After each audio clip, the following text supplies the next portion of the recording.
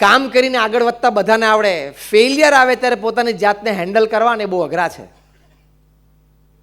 એટલે હિન્દુજા કુટુંબનો 22 વર્ષનો નબીરો ધર્મ હિન્દુજાએ પણ આપઘાત કર્યો. ટુ હેન્ડલ ફેલિયર એ તમે ના કરી શકો તો અસ્તિત્વનો આનંદ બધો જતો રહે. કારણ કે ફેલિયર, સેટબેક તો દરેકના જીવનમાં આવે છે. આઘાત આવે, નિષ્ફળતા આવે, પ્રશ્નો આવે તો જીવનનો એક ક્રમ છે. એ વખતે હેન્ડલ કરવું જ પડે. તમારે કોઈ દિવસ તમારી જાત ઉપર ગુસ્સે નહીં થવાનું કે પરિસ્થિતિને વાંક નહીં દેવાનું. કેમ આમ થયું? થયું. નહોતું થવું જોઈતું તો ક્યાં થયું, તો ક્યાં હવે શું કરીશ બોલ. નહોતું થવું જોઈતું પણ થયું, તો હવે તારે શું કરવું બોલ.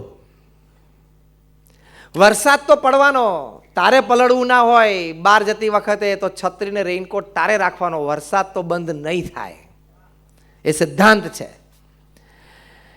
તો how this people handle failure. પ્રમુખ સ્વામી મહારાજના જીવમાં સંકલ્પ હતો કે મારે લંડનમાં એમના ગુરુ યોગીજી મહારાજના સંકલ્પ અનુસાર ભવ્ય શિખરબદ્ધ મંદિર, ભારતીય સંસ્કૃતિનું એક જબરદસ્ત સ્મારક પ્રદર્શનો સાથે ઊભું કરવું છે.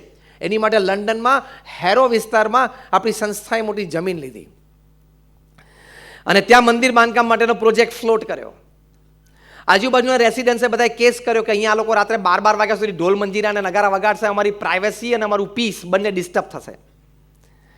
એટલે કોર્ટમાં કેસ ચાલ્યો અને ત્યાં અમેરિકા અને યુરોપિયન કન્ટ્રીઝમાં લીગલ પ્રોસિડિંગ્સમાં એક જુદું એક એલિમેન્ટ છે જે આપણે અહીંયા નથી, એને સિગ્નેચર કેમ્પેન કે તમારો આ વિસ્તાર છે એમાં એક પ્રશ્ન ઊભો થયો અને બંને પાર્ટી તરફથી જોરદાર રજૂઆત થતી હોય તો એક એલિમેન્ટ ઉમેરાય કે તમે બંને આજુબાજુના લોકોની સહીઓ લાવો કોણ તમારી તરફેણમાં છે. એટલે તમારે ઘરે ઘરે જઈને તમારો મુદ્દો સમજાવવો પડે. હવે એમાં સ્વાભાવિક છે, આપણે એ લોકોની ધરતી ઉપર હતા, એ લોકોની સંખ્યાબળ વધારે હતી એટલે એ લોકોએ સિગ્નેચર કેમ્પેઇનમાં આપણા કરતાં વધારે સિગ્નેચર ઊભી કરી અને કોર્ટમાં રજૂ કરીને એના બેઝ ઉપર BAPSને કહેવામાં આવ્યું કે તમારે અહીંયા મંદિર બાંધી નહીં શકાય.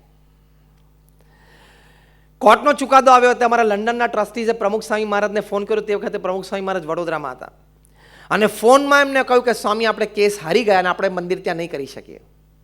Shocking news. એ વખતે અમારા વડીલ સંત પૂજ્ય વિવેક સાગર સ્વામી સામે ઊભા થયા, આ પ્રસંગના સાક્ષી. વિવેક સાગર સ્વામીએ કહ્યું કે પ્રમુખ સ્વામીના ચહેરા ઉપર એક લકીર ફરી નહીં. આવા શોકિંગ ન્યૂઝ આવ્યા ને, એક લકીર ફરી નહીં. અને પહેલું વાક્ય બોલ્યા, જેવી ભગવાનની ઈચ્છા. આ વાક્ય અસ્તિત્વનો આનંદ છે.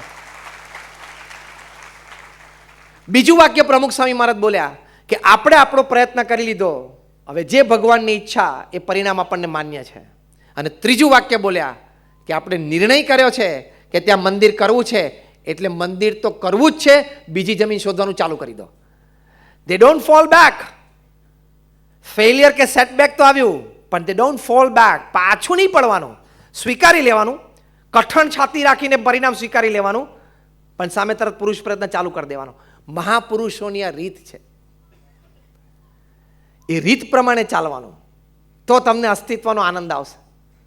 તો તમને ક્યારેય ડિપ્રેશન નહીં આવે, હતાશા નિરાશા નહીં આવે.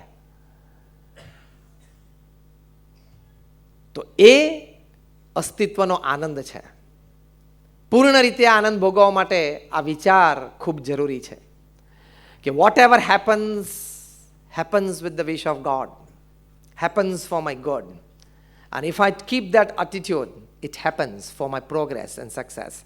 એટલે કે મારા જીવનમાં જે કંઈ થાય છે ને થયું છે ને થશે એ ભગવાનની ઈચ્છાથી થયું છે, મારા સારા માટે જ થયું છે અને હું એવો અભિગમ રાખીશ તો એ જ વિચારમાં મારી પ્રગતિ અને સફળતા રહેલી છે. A pat is also necessary and a slap is also necessary. આ સમજશો ને એટલે આનંદ આવશે. જીવનમાં પ્રશંસાની પણ 2 થપાટ જોઈએ અને ગાલ ઉપર 2 લાફા પણ જોઈએ. અંગ્રેજીમાં કહેવત છે, અ ગુડ ડે એન્જોય. સારો દિવસ છે આનંદ કરો, અ બેડ ડે લર્ન. ખોટો ખરાબ દિવસ આવ્યો તો શીખી લેવાનું કંઈક એમાંથી કે ફરી વખત આ ભૂલ નહીં કરીએ, અને સારો સાચો દિવસ આવ્યો તો આનંદ કરી લેવાનો. સિમ્પલ. તો અસ્તિત્વના આનંદ માટે આ વિચારો ખૂબ જરૂરી છે. Because man at the end of the day is a bundle of his thoughts.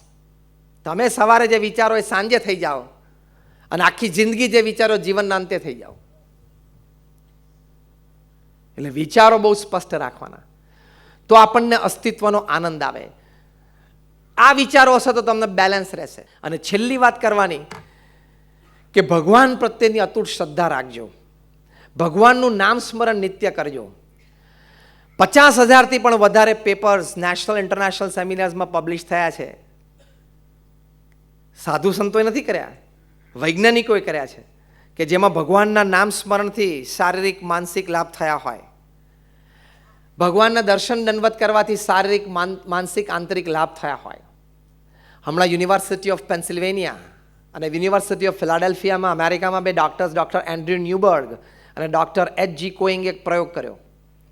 આ છેલ્લો પ્રસંગ કહીને આપણે પૂરું કરીએ. 4,000 વ્યક્તિઓને એમને આખા નોર્થ અમેરિકામાંથી બોલાવ્યા, different caste, creed, colour, religion, gender, nationality.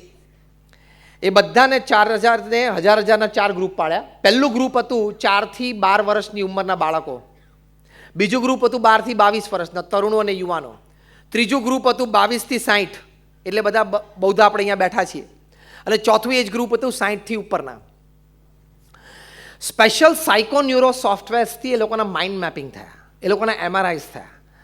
એટલે એ વખતે એમના ભાવ, એમના બધા ગ્લેન્ડ્સના સિક્રિશન, હાર્મોન્સ, એ બધું ચેક થયું. એટલે બહુ સાયન્ટિફિક એક્સપેરિમેન્ટ હતો.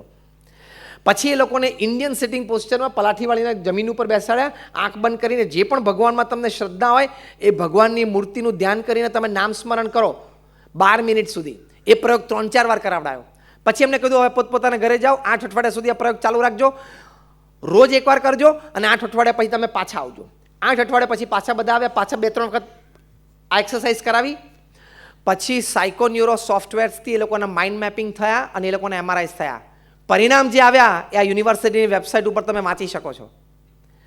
પરિણામ એ આવ્યું કે જે 4 થી 12 વર્ષના બાળકો હતા એને ફક્ત 12 મિનિટ સુધી નિત્ય ભગવાનનું નામ સ્મરણ કર્યું, એ લોકોને 15 થી 23% એ લોકોની યાદ શક્તિમાં વધારો થયો. જે તરુણો હતા 12 થી 22, એ લોકોએ નિત્ય 12 મિનિટ સુધી નામ સ્મરણ કર્યું, એ લોકોને 9 થી 15% વધારો થયો એ લોકોના આત્મવિશ્વાસમાં, સેલ્ફ કોન્ફિડન્સ અને વિલ પાવરમાં. જે મોટો લાભ નથી. જે 22 થી 60 વર્ષના વર્કિંગ ક્લાસ હતા એ લોકોને પણ લગભગ 15% capacity of their buffer capacity two absorb shocks, એટલે કે જીવનમાં જે ઝાટકા આવે ને, અને જે આવવાનો હોય 22 થી 60માં જ આવે, હા, વ્યક્તિગત પારિવારિક જીવનમાં જે આવવાના હોય, તો એ ઝાટકો સહન કરવાની શક્તિમાં 15% વધારો થયો. તો આ મોટો લાભ છે કે નહીં? અને જે મોટી ઉંમરના હતા 60 થી 80, એટલે કે જે વૃદ્ધ હતા, રિટાયર્ડ હતા, એ લોકોને લગભગ 15% around strength of immune system, એટલે કે રોગ પ્રતિકારક શક્તિમાં વધારો થયો. એટલે યુનિવર્સિટી ઓફ પેન્સિલ્વેનિયાએ સાબિત કર્યું કે ભગવાનના નામ સ્મરણથી તમારી યાદશક્તિ વધે છે, તમારો વિલ પાવર અને કોન્ફિડન્સ વધે છે, તમારી બફર કેપેસિટી વધે છે, તમારી રોગ પ્રતિકારક શક્તિ વધે છે. આ તો મેં તમને એક પ્રયોગની વાત કરી. આવા 500 પ્રયોગોના પેપર્સ મારી પાસે છે જે મેં કલેક્ટ કર્યા છે 50,000માંથી, અને હું તમને સાયન્ટિફિકલી ને લોજિકલી ભગવાનનું અસ્તિત્વ સાબિત કરી શકું આવા એક્સપેરિમેન્ટ્સથી. તો આ વાત હકીકત છે. અત્યાર સુધી આપણે એમ માનતા હતા કે સાધુ સંતોને આપણા શાસ્ત્રો ભગવાનની અને ભગવાનની ભક્તિની વાત કરે છે. Now the top class scientist, top class management gurus, Og Mandino, Ken Blanchard, Jim Collins, Anthony Robbins, Shiv Khera, આ બધા ટોપ ક્લાસ મેનેજમેન્ટ ગુરુઝ છે. એ લોકો સામે બેઠેલા 5-5, 10-10, 25-25 કરોડના પગારદાર વ્યક્તિઓને શીખવાડે છે કે રોજ પ્રાર્થના કરજો. મૂર્ખ છે આ કક્ષાના લોકો?